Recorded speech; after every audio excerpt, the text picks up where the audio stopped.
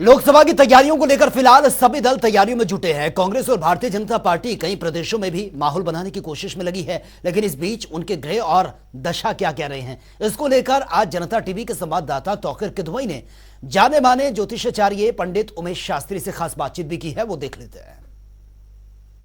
भारत की बात की जाए तो इस समय बिपरजॉय ने अपना कहर बरपा रखा है। इसके अलावा कई राज्यों में चुनाव है, फिर उसके बाद केंद्र का चुनाव है।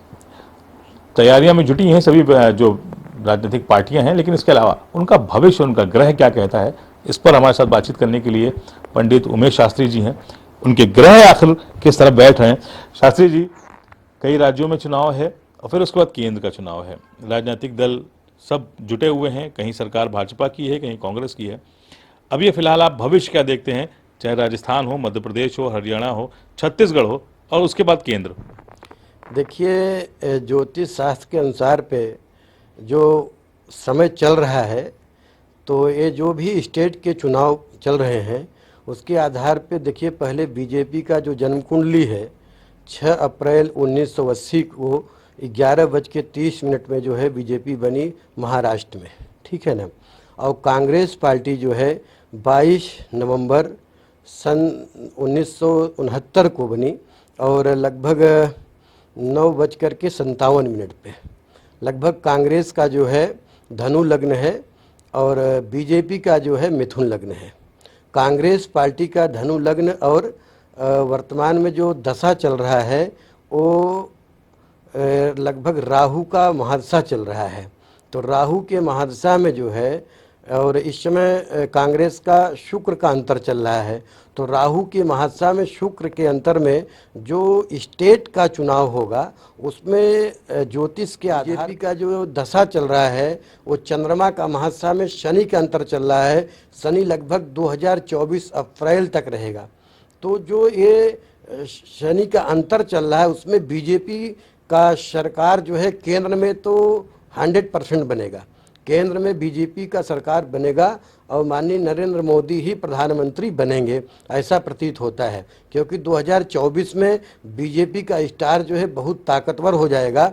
नवंबर दिसंबर के बाद बीजेपी के लिए जो स्थिति जो है और ज़्यादा बेहतर हो जाएगी। और नवंबर दिसंबर के पहले जहाँ भी चुनाव होगा, चाहे जिस स्टेट में होगा, चाहे छत्तीसगढ़ हो, मध्य प्रदेश हो या राजस्थान हो या हरियाणा हो, तो वहाँ पे कुछ जगहों पे बीजेपी को फायदा होने का संकेत हो रहा है और कुछ जगहों पे कांग्रेस की सरकार बनने का पूर्ण संभावना बन रहा है। ये तो हो गई राजनीतिक बात। बिपरजॉय ने कि वो परिपक्वता नहीं है, क्या लगता है भविष्य में कभी प्रधानमंत्री बनेंगे वो? देखिए, जहाँ तक हमने कुंडली का अध्ययन किया है, राहुल गांधी का जो है वृष लगन और वृश्चिक राशि है और 1970 का उनका डेट ऑफ बर्थ है। हमारे पास पूरी कुंडली उनका पड़ा हुआ है। उनका वृष लग्न है।